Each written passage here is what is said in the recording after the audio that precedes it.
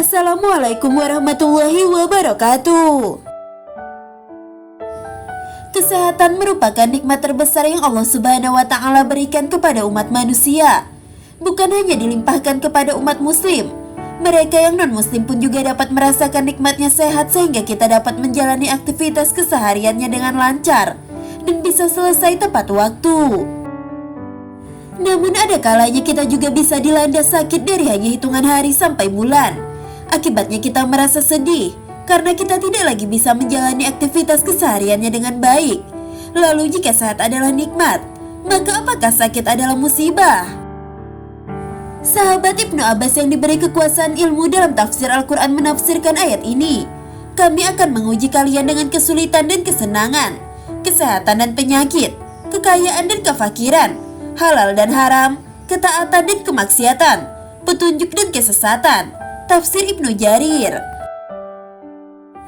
Dari ayat ini kita tahu bahwa berbagai macam penyakit juga merupakan bagian dari cobaan Allah yang diberikan kepada hambanya. Namun di balik cobaan ini, terdapat berbagai rahasia dan hikmah yang tidak dapat dinalar oleh akal manusia. Lalu apa hikmah saat sakit datang menghampiri kita? Temukan jawabannya dengan menonton video ini sampai habis. Yang pertama adalah menghindarkan dari api neraka. Rasa sakit yang diterima oleh orang-orang beriman akan Allah Subhanahu wa Ta'ala tukar dengan menghindarkan orang itu dari siksa api neraka. Oleh karena itu, tidak boleh bagi seorang mukmin mencaci maki penyakit yang dideritanya, menggerutu, apalagi sampai berburuk sangka pada Allah dengan musibah sakit yang dideritanya. Bergembiralah wahai saudaraku, sesungguhnya Rasulullah SAW bersabda, sakit demam itu menjauhkan setiap orang mukmin dari api neraka. Hadis riwayat Al-Bazar.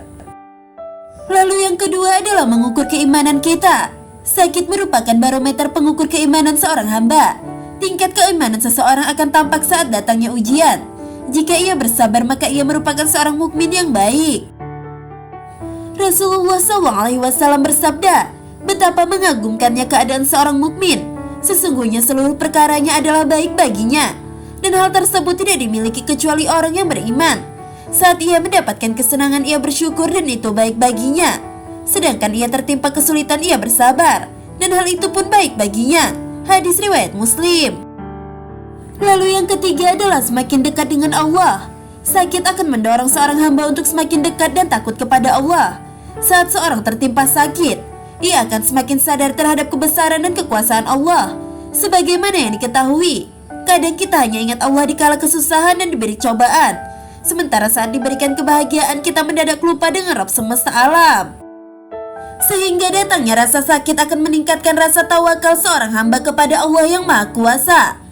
Allah Subhanahu wa Ta'ala telah berfirman, dan apabila kami memberi nikmat kepada manusia, ia berpaling dan menjauhkan diri. Tetapi apabila ia ditimpa malapetaka, maka ia banyak berdoa. Al-Quran Surah Fussilat ayat 51. Lalu yang keempat adalah menjadi penghapus dosa. Sakit dapat menjadi penggugur dosa bagi setiap mukmin yang mengalami kepayahan dalam menghadapi penyakitnya itu.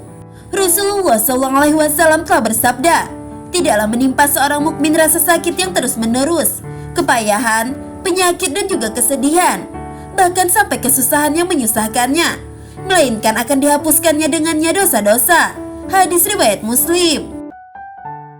Lalu yang kelima adalah orang sakit doanya mustajab. Di antara doa yang mustajab adalah doa yang dipanjatkan dari seseorang ketika dalam kondisi lemah, kepepet, terdesak, yang sangat membutuhkan pertolongan dari Allah.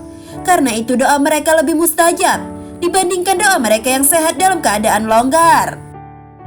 Allah Subhanahu wa Ta'ala telah berfirman, siapakah yang memperkenankan doa orang yang dalam kesulitan apabila ia berdoa kepadanya dan yang menghilangkan kesusahan. Al-Quran Surah An-Naml ayat 62. Dan kita semua tahu, orang sakit termasuk di antara mereka. Bahkan Imam As-Suyuti pernah keliling kota mencari orang sakit lalu minta didoakan oleh yang sakit. Sahabat pelajar Islam yang dirahmati Allah, maka dari itu, perlu kita sadari dari sekarang, agar kita tidak menjadi pribadi yang mudah mengeluh saat sedang sakit, ataupun saat sedang sehat. Bahwa sesungguhnya sakit maupun sehat itu adalah nikmat yang harus sama-sama kita syukuri. Karena jika nikmat sakit adalah cara Allah menguji sabar kita, maka nikmat sehat adalah cara Allah menguji besarnya syukur kita. Wallahu alam bisawab. Semoga video ini bermanfaat.